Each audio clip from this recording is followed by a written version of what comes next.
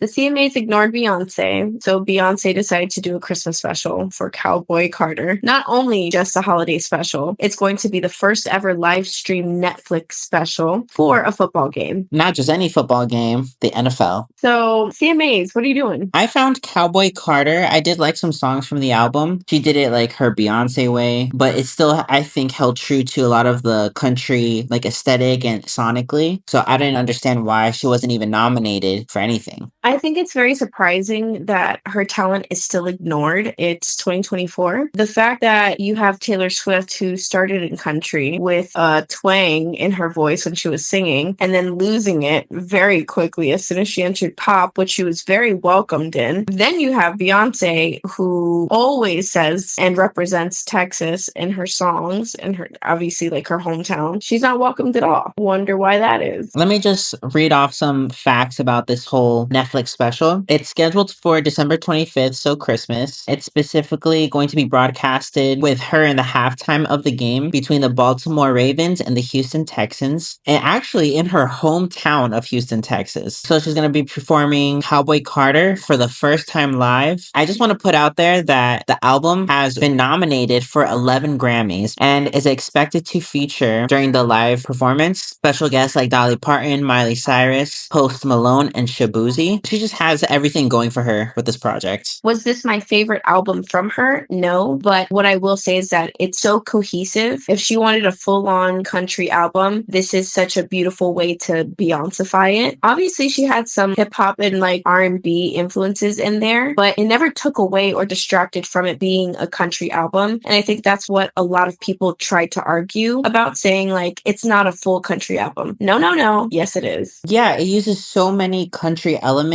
to arrange the song. I'm sure if you look at the sheet music, it's clearly country. At the end of the day, she very much belongs not only to country, like obviously she can belong in any category because she does so well dressing the part. And I'm not just saying dressing the part like physically, I mean emotionally, putting the vocals that she does and layering and doing everything artistically for a certain project. She ate in Renaissance and she ate in Cowboy Carter, and I'm sure that the third installment that we're all waiting for, she will eat again. I really love how Beyonce really strategizes her timeline with her projects. At the same time, she also dropped, I think it was an interview of her and her daughter, Blue Ivy, where they're doing the voiceover for Mufasa, that new Lion King movie. She's brilliant at determining when to drop a lot of things. Well, actually, to backtrack a little bit more, even before the Lion King movie, just speaking more to her timeline that she has set for the world, not just for herself, because as soon as she dropped this album, every artist suddenly became country artists.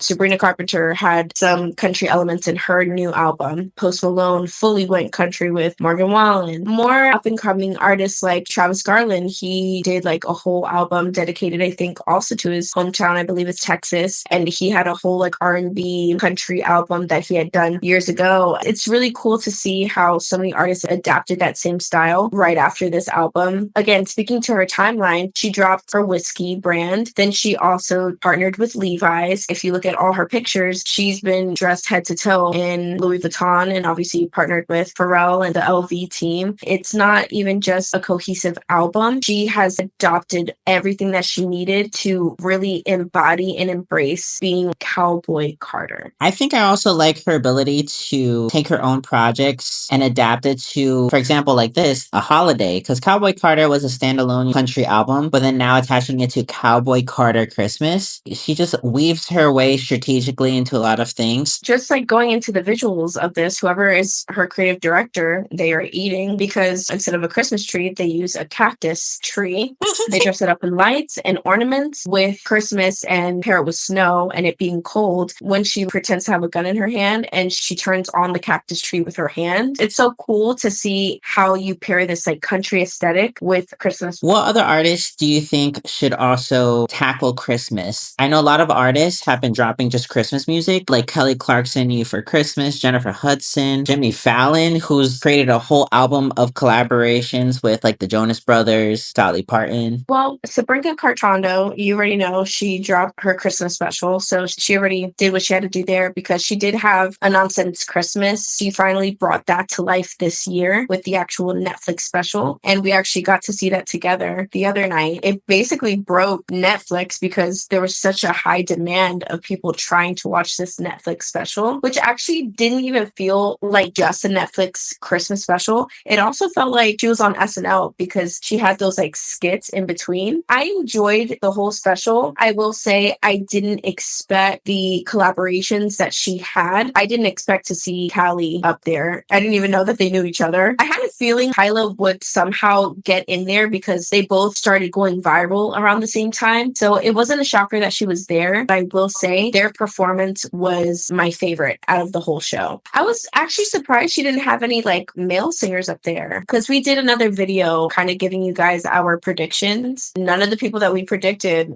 was a part of this show. The collaborations I wasn't mad at, but it was just kind of like an odd listing. I'm just surprised because I think she went on tour years ago with Pink Sweats. I would have loved to see him on this Christmas special. I think that would have been so cute. I don't know, just anybody that she had collabed with before, like Charlie Puth, I think could easily fall into the Christmas category. And they collabed a while ago too. And also, he did release a Christmas song called December 25th. So I think he could have easily been a part of that special. I know Miley Cyrus is going to be on Beyonce's, but she's been in and out of like the country and like pop scene at the same time. I think she would have done so well with Sabrina. Like, I think they have similar tones sometimes in their music. So I think that would have been a really fun collaboration to hear. Aside from Sabrina's special, I did want to talk about some other artists I think should be doing Christmas music right now. My favorite girl group right now is Flo. They have like a red album cover. I think that just like leads them directly into a Christmas theme. I would love to get like an R&B Christmas special from them. The Jonas Brothers, they have Christmas singles, but they don't have a Christmas album. I'm surprised that they haven't done a Christmas Netflix special. They did like a family roast or something. They've been touring for God knows how long, but not a Christmas album, EP, or special, just singles. So, well, I hope their collaboration with Jimmy Fallon is going to inspire them to do that because they do have Like It's Christmas back from 2019. I don't think Taylor Swift has one either. She has like an old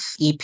On Spotify, it says the Taylor Swift Holiday Collection. I know Megan Trainor has done one. Oh, Casey Musgraves, she did a Christmas special. I loved it. I loved her song with Troye Sivan. Have we talked about our Hispanic faves? I feel like Carol G and her Bichotas could easily turn into like a Christmas special. That is so good. For marketing purposes, Carol G with her cute pink aesthetic with Fade's green aesthetic, they could be like the Hispanic Wicked Christmas special. Stop. That is so smart. Or like when the second movie comes out, maybe we'll get that from them.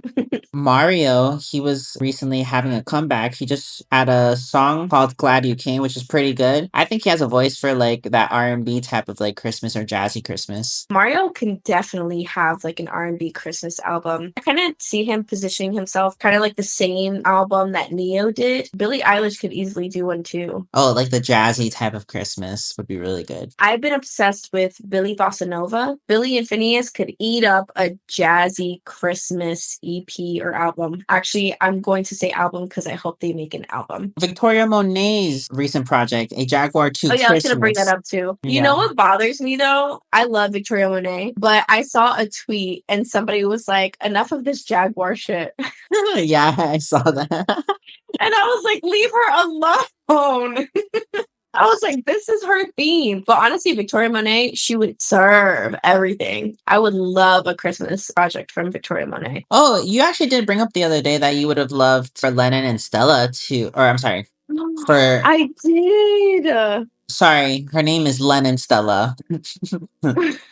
I miss them. I miss them so much. I miss Lennon. I used to listen to her so much, but I don't think she has come out with anything new. Like, it would be such a beautiful, like, jazzy indie Christmas project. I would put Eddie Benjamin in there. I would put Alessia Cara in there. I think all their voices would blend just so beautifully together. I think personally, I like artists that like surprise us. Like Queen Herbie, she did a random like Christmas project not too long ago. And I was like, wow, because Queen Herbie, she's very interesting to me. I agree with that. Queen Herbie, she eats at everything that she does. If she were to do a Christmas project, it would be definitely like a rapping type of Christmas project. We've gotten more rap content from her versus her actually like singing. And she's such a beautiful singer. I want more melodic pieces, more like ballads. If she could channel one of my favorite songs from her is Alone. If she could channel that energy again, oh my gosh. This is more for like the indie lovers. Still woozy. I've loved his sound. Yeah, a lo-fi type of Christmas. And then even Isla. I've loved her since Juice.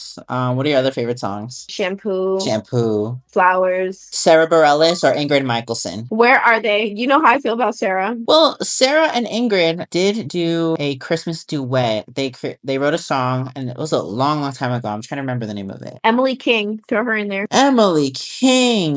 You know who I'm also like really in love with right now? A guy group. They're called Dog Park, and they just have this really cool sound. I would love to hear a jazzy type of Christmas from them, or like indie. I think John Mayer could also do pretty well. Oh, absolutely. We're about to name all these artists. I think the main point here is that Christmas is marketable. that's it. That's it.